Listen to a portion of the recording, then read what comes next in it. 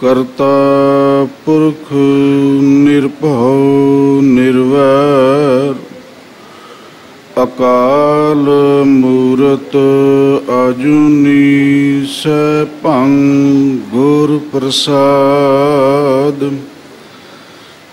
तेरे कवन कवन गुण कह गावां तू साहिब गुणी निधाना।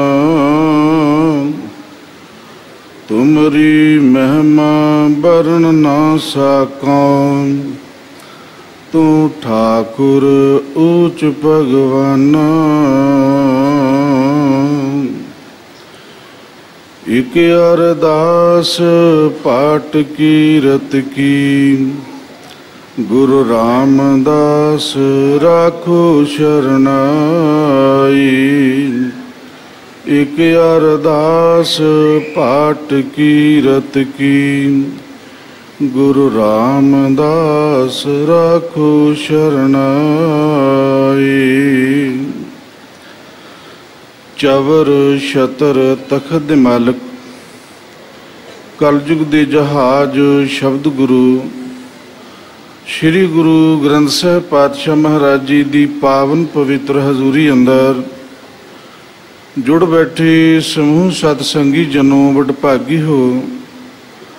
धन धन सतगुरु श्री गुरु तेग बहादुर पातशाह महाराज जी दे पावन पवित्र सचखंड दरबार शहीदी स्थान की यात्रा करदे होया जो अज सोढ़ी सुल्तान पातशाह चौथे स्वरूप नानक जोत तिन्हां दा पावन प्रकाश पुरब मनाउण वास्ते सतगुरां दे पावन दरबार भी सजे बैठे हो।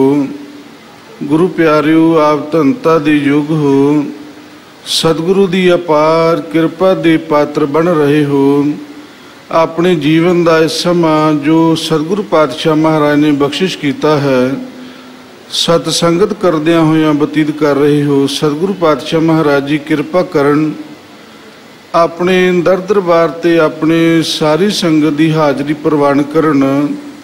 सो गुरु सवारिओ सतगुरु पातशाह महाराज जी दे जीवन इतिहास में जिथे आपां सतगुरु पातशाह महाराज जी के चरण कमलों में जुड़ बैठे हाँ। सोढ़ी सुल्तान पातशाह महाराज जी का प्रकाश पिता हरदास जी माता दया कौर जी उन्हां दी कुख तो चूना मंडी लाहौर दे विच 1534 नूं 24 सितंबर 1534 नूं सतगुरु रामदास पातशाह महाराज जी ने इस संसार विच प्रगट होकड़ा कीता है। सो सतगुरु पातशाह महाराज की अदुੱਤੀ दात जो धन गुरु रामदास पातशाह महाराज जी का जीवन जदों आपां पढ़दे हां ऐसे कृपालू पातशाह महाराज जी के जीवन के अंदर वो घटनावां वापरदियां ने जिन्हां नूं आपां संसारी लोक परिवार दे विचों जदों माता पिता का साया बालक दे सिर उपर उठ जाना आपां विचार करके वेखीए कि कैसा वो समा बनता है। एक 7 साल की उम्र दे विच माता ते पिता का साया उठ जाना वो बालक यतीम हो गया। ते सतगुरु पातशाह महाराज जी की देखो कैसी अपार रहमत बख्शिश वरतदी है। वो समा कैसा बनिया जिहड़े अपने कहाउण वाले सन जिहड़े अपने सग संबंधी सन उन्होंने भी भाव दुरकार दिता। सतगुरु पातशाह महाराज जी ते वो कैसा समा बनिया। सतगुरु पातशाह महाराज जी नूं उन्हां दे नानी जी जो आपां इतिहास विच ये जिक्र सरवण करते हाँ बासर के नगर दे विच लैके आउंदे ने। तो गुरु साहिब 7 साल का बालक यतीम जदों लाहौर शहर तो चलिया होवेगा वो कैसा समा होवेगा। आप अपने मन में विचार करके वेखिए कि जिसने लाहौर शहर नूं छड्डना कीता साका संबंधियां ने दुरकारना कीता नानी मां नाल लै करके आई है तो वो कैसा वो समा बतीत हो रहा होवेगा बालक दे उपर। पर ये गुरु नानक देव पातशाह महाराज की रहमत देखो कैसी वरतदी है। सतगुरु पातशाह महाराज जी 61 साल की आयु विच नानी दे नाल बासर के पिंड आउंदे ने। ये वो बासर के पिंड है जिथे तीसरे जोत श्री गुरु नानक देव पातशाह महाराज जी धन गुरु अमरदास पातशाह महाराज जी का नगर है। इतिहास में जिक्र आउंदा है जिथे नगर वासी माता दे कोल उन्हां दी पुत्री दा जवाई दा अफसोस करने वास्ते आउंदे ने। उत्थे धन गुरु अमरदास पातशाह महाराज जी क्योंकि अजे गुरता गद्दी ते विराजमान नहीं होए, वो नगर वासियों दे नाल वो भी आण करके माता दे नाल अफसोस करते ने। सतगुरु पातशाह महाराज की कैसी बख्शिश वरतदी है। सतगुरु पातशाह महाराज जी के पावन दरबार घर के नाल गुरु अमरदास पातशाह महाराज जी का नाता जुड़िया, क्योंकि सतगुरु महाराज जी उस वक्त धन गुरु अंगद देव पातशाह महाराज की सेवा विच हाजिर ने। इत्थों ही सतगुरु पातशाह महाराज जी गोइंदवाल साहिब जब आउंदे ने, उधर नगर गोइंदवाल साहिब की उसारी हुंदी है, नगर वसदा है। धन गुरु अंगद देव पातशाह महाराज जी के हुक्म के अनुसार सतगुरु अमरदास पातशाह महाराज जी का परिवार भी गोइंदवाल साहब आउंदा है। बहुत सारे होर नगर वासी भी जिहड़े ने गोइंदवाल साहब आण के वसदे ने। उन्हां नगर वासियों के नाल ही ये नानी माँ अपने दोहतरे नूं लैकर के भाव गुरु रामदास महाराज जी नूं लैकर के गोइंदवाल साहब नगर विच आण करके वास करते ने। ते इतिहास विच ये भी जिक्र आउंदा है जदों सतगुरु पातशाह महाराज जी का अवतार धारण होया, पाव संसार विच आउणा कीता है, उस वक्त धन गुरु नानक देव पातशाह महाराज की उम्र जिहड़ी है 65.5 साल, क्योंकि 4 गुरु साहिबान एक समय के दरम्यान संसार विच वरत रहे ने। बेशक करके धन गुरु नानक देव पातशाह महाराज की जोत गुरु अंगद देव पातशाह महाराज विच वरतदी है। 65 साल की आयु गुरु नानक देव पातशाह महाराज की हुई जदों इन्हां दा अवतार होया है।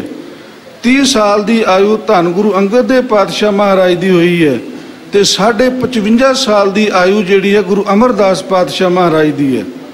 उस समय ही गुरु रामदास पातशाह महाराज जी का अवतार हुंदा है। तो गुरु सारे गुरु व्यक्ति संसार विच एक शरीरक तौर पर वरत रहे ने। ये धन गुरु अमरदास पातशाह महाराज की बख्शिश किवें वरतदी है। इतिहास भी जिक्र है जदों नानी माँ के नाल सतगुरु गुरु रामदास पातशाह महाराज जी बाल अवस्था दे जदों ये गोइंदवाल साहब की पावन धरती ते जाकर के निवास करते हैं, लगभग इन्हां दी जिहड़ी उम्र है शरीरक आयु जिहड़ी है 12 साल की हो चुकी है। गुरु पातशाह महाराज के दरबार विच पहुँचते ने ते धन गुरु नानक देव पातशाह महाराज की घर की देखो कैसी बरकत जिहड़ी वरतदी है। गुरु अमरदास पातशाह महाराज जी गुरता गद्दी ते सुभाईमान ने। धन गुरु पातशाह महाराज ने इस बालक नूं तकना कीता है। वो तकनी ही की सी कि इस बालक का जीवन जन्म सवारना कीता है। आपां सतगुरु पातशाह महाराज दे ये बचन पढ़ते हाँ, पूरे गुरु ने सिर ते हाथ रखना कीता है, रहमत हुई है। धन गुरु सोढ़ी सुल्तान पातशाह महाराज दे भी मुबारक बचन ने आप पढ़ते हाँ कि वो सतगुरु पातशाह महाराज जी ने सिर ते हाथ रखना कीता। सिर ते हाथ रख करके धन गुरु सोढ़ी सुल्तान पातशाह महाराज जी नूं ये रहमत दे नाल नवाजना कीता है। इतिहास में जिक्र आउंदा है कि सतगुरु पातशाह महाराज जी इस आयु दे जिथे नानी माँ घुंगणियां वेचण वास्ते भेजदी है, उत्थे ही गुरु दरबार की सेवा विच भी जुड़े ने। सतगुरु पातशाह महाराज जी विछाई करते ने, नाल ही संगतां दे वास्ते जल पान लियाण करके छकाउणा करते ने, नाल ही लंगर की सेवा करते ने। सतगुरु पातशाह महाराज दीआं आउण वालियां संगतां दी मुट्ठी चापी भी करते ने। जदों संगत विश्राम करती है तो पखा भी झलना करते ने। ये सेवा जिहड़ी है आप निरंतर सतगुरु पातशाह महाराज के दरबार विच करया करते ने। एकदम सुभावक सतगुरु पातशाह महाराज जी ने, आप इतिहास तो सारे वाकफ हाँ कि सतगुरु पातशाह महाराज जी ने वचन कीता सी कि बैठण वास्ते साडे बैठण वास्ते थड़े बनाउणा करो। सतगुरु पातशाह महाराज हुक्म पा करके जिथे गुरु अमरदास पातशाह महाराज जी के वड्डे जवाई उन्हां दा नाम सी भाई रामा जी। भाई रामा जी सतगुरु रामदास पातशाह महाराज हुक्म देना कीता है, भाई 2 थड़े बनाउणा करो एक अमृत वेले संगत दे विच बैठ करके वार्तालाप वचन बिलास हो सके। एक संध्या सभे दे दीवान तो बाद संगत विच बैठ करके संगतां दे नाल विचार वचन बिलास हो सकिया करन, उपदेश दिता जाया जा सके। सतगुरु पातशाह महाराज की आग्या पा करके दोवां ही गुरु प्यारिਆਂ ने थड़े बनाउणा आरंभ कीते ने। थड़े बनाए शाम नूं धन गुरु अमरदास पातशाह महाराज जी ने जाकर के देखना कीते ने, कहण लगे साडे बैठण दे योग नहीं बने, इन्हां नूं ढा दिओ। 7 वचन कह करके ढा दिते। अगला दिन फिर होया, जगह नूं साफ कीता, इटां सवार करके गारा साफ करके बनाउणा कीता है। अगला दिन फिर सारा ही सेवा विच लाउणा कीता, थड़े बनाए ने। भाव दूजे दिन भी थड़े बनाए। सतगुरु पातशाह महाराज शाम नूं तकदे ने, कहण लगे साडे बैठण योग हुण भी नहीं बने, ढाउणा करो। ढा दिते गए। आपां इतिहास तो ये सारे जाणूआ, सतगुरु पातशाह महाराज जदों बार बार इस तरह रोज़ रोज़ ही ढाउणा कीते ते सतगुरु पातशाह महाराज जी दे वड्डे जो जवाई सन भाई रामा जी, वो तैस विच आ गए। कहण लगे तुहाडी जिहड़ी आयु है बिरध हो गई है। ये 90-92 साल की उम्र सी गुरु अमरदास पातशाह महाराज की उस वक्त। कहण लगे तुहाडी जिहड़ी अरबला है बिरध हो चुकी है, तुहानूं अपने आप नूं याद नहीं रहिंदा। असीं तां बड़े ही सवार के ते साफ करके जगह जो बनाउणा कीते ने, पर तुहानूं ही याद नहीं रहिंदा। हुण गुरु रामदास पातशाह महाराज जी दे कोल जाकर के जदों पुछदे ने ते सोढी सुल्तान पातशाह हथ जोड़ के कहंदे ने, सतगुरु मेरी कोई पाया नहीं, मैं अणजाण हाँ, तुसीं जिवें किरपा करके दस दिओ, मैं भुल जाना हाँ, मैं विसर जाना हाँ। आप किरपा करो मेरे ते मेरे ते किरपा करके मेरे पासों आप बनवाना करो।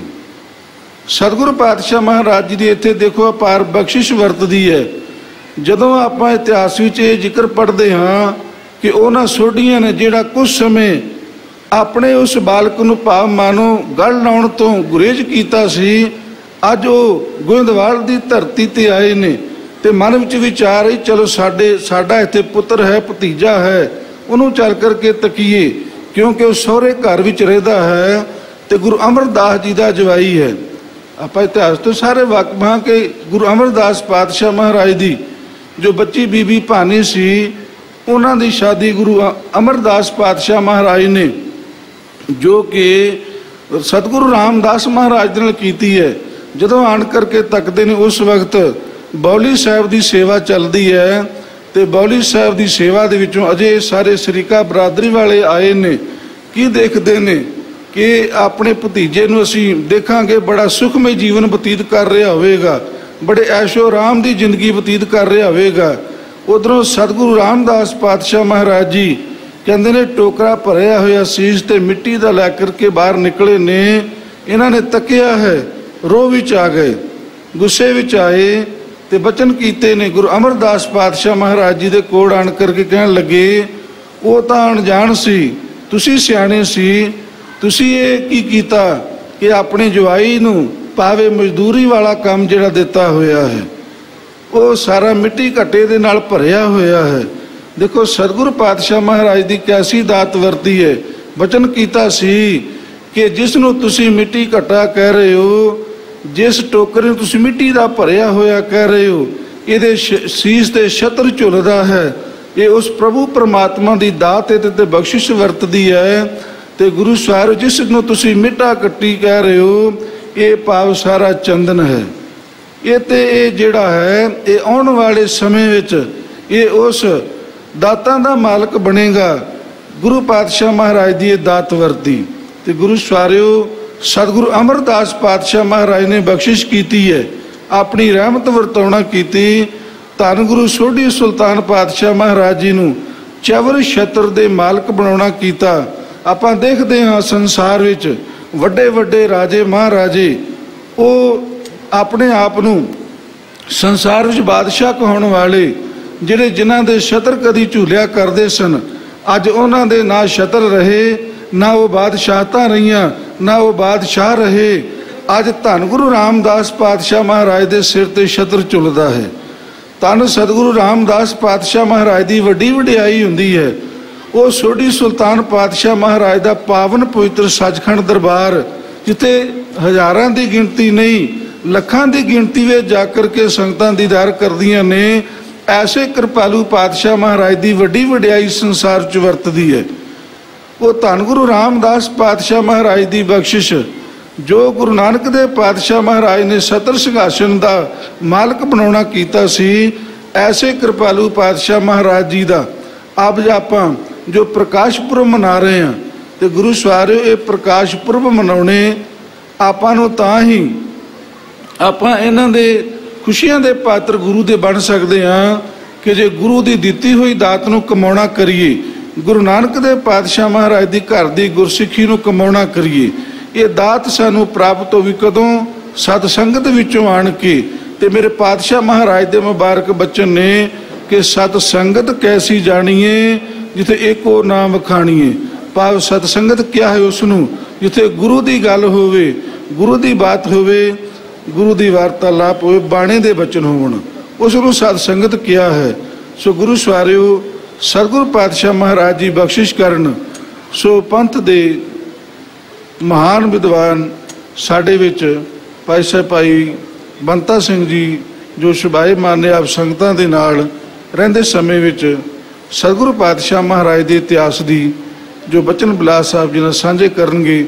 ਸੋ ਗੁਰੂ ਧੰਨ ਗੁਰੂ ਤੇਗ ਬਹਾਦਰ ਪਾਤਸ਼ਾਹ ਮਹਾਰਾਜ ਦੀ ਇਹ ਦਾਤ, ਸ੍ਰੀ ਗੁਰੂ ਗ੍ਰੰਥ ਸਾਹਿਬ ਪਾਤਸ਼ਾਹ ਮਹਾਰਾਜ ਦੀ ਬਖਸ਼ਿਸ਼, ਜੋ ਆਪ ਸੰਗਤਾਂ ਦੇ ਵਿੱਚ ਬੈਠ ਕਰਕੇ ਗੁਰੂ ਮਹਾਰਾਜ ਦੇ ਇਹ ਬਚਨ ਬਿਲਾਸ ਕਰਨ ਦਾ ਸਮਾਂ ਸੁਭਾਗ ਜਿਹੜਾ ਮਿਲਿਆ ਹੈ, ਪਤਵੰਤੇ ਸੱਜਣਾਂ ਦਾ, ਪ੍ਰਬੰਧਕ ਜਨਾਂ ਦਾ, ਸਾਰੀ ਸੰਗਤ ਦਾ ਧੰਨਵਾਦ। ਗੁਰੂ ਜੀ ਤੇ ਗੁਰੂ ਜੀ ਦੀ ਸੰਗਤ ਬਖਸ਼ੰਦ ਹੈ, ਫੁੱਲਾਂ ਨੂੰ ਬਖਸ਼ ਦੇਣਾ। ਫਤਿਹ ਦੀ ਸਾਂਝ ਕਰੋ ਜੀ। ਵਾਹਿਗੁਰੂ ਜੀ ਕਾ ਖਾਲਸਾ।